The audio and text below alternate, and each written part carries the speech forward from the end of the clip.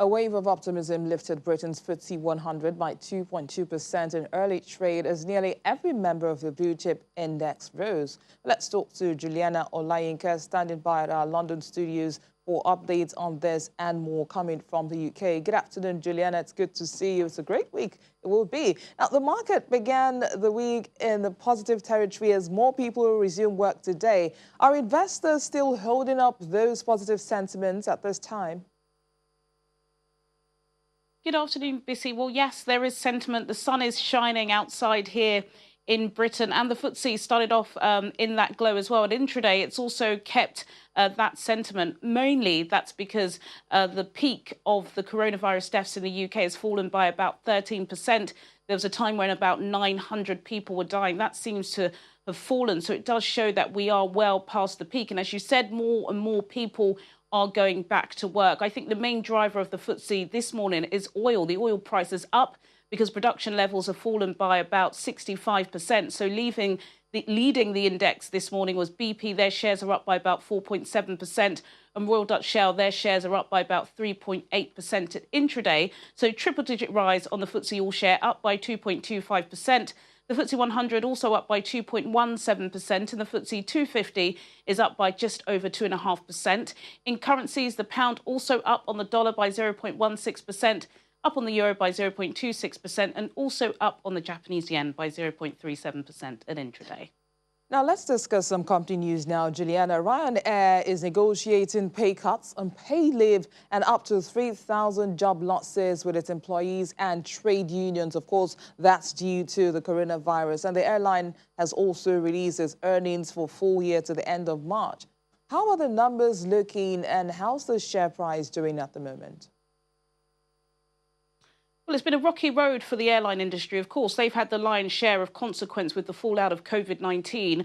The majority of airlines are grounded at the moment. And the kind of flamboyant Irish boss, Michael O'Leary, the chief exec of Ryanair, hasn't been shy at talking about some of the ways the governments across the world, particularly here in the UK, have responded. But he was actually the biggest riser on the FTSE this morning. Ryanair shares were up 9%.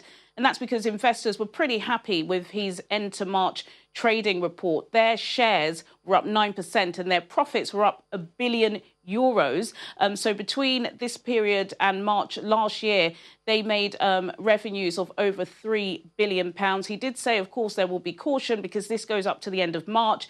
And really, the lockdowns across Europe didn't start until the middle of March, so it doesn't really take into account all of the fallout from COVID-19. But he's pretty confident that he can get at least 50% of his fleet up in the air by the end of July. He is promising people, especially in Britain, that you can indeed have a holiday in Spain or Portugal using Ryanair flights. And again, that kind of pushed sentiment because we were told here by the House Secretary, Matt Hancock, that a summer holiday is just out of the question. He did say that he wants the government to reconsider the 14-day quarantine. So as it stands at the moment, if anybody starts coming into the UK, they will have to be quarantined for 14 days. He believes that's silly. There's no scientific evidence to prove that. And he believes that the government are just doing what they can on the whiff to please the public, but he said it is hurting the aviation industry. So as I said, 9% rise on the FTSE, and I think investors are pretty happy that he wants to get, even if it's just 50% of his fleet, up during the summer, so they may be able to get the tail end of those customers who are brave enough to get on a flight just to sun themselves on the beach in Spain. That will really take some bravery, Juliana. Another company that has been hurt, of course, by the coronavirus is UK property firm INTU. Now, it has been forced to ask for a standstill agreement from its lenders. Do you have any idea of the details of that agreement?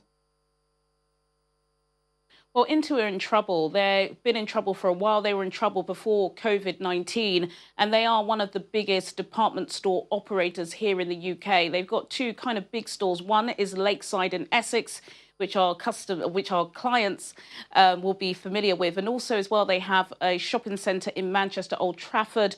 They had debts of £4.6 billion before COVID-19, and they were paying them back at a monthly rate. But what they're saying now is to their investors, they just cannot afford to pay the debt. And that's because, of course, their shopping centres are closed and they're not getting the rent rates that they would typically get from their retailers.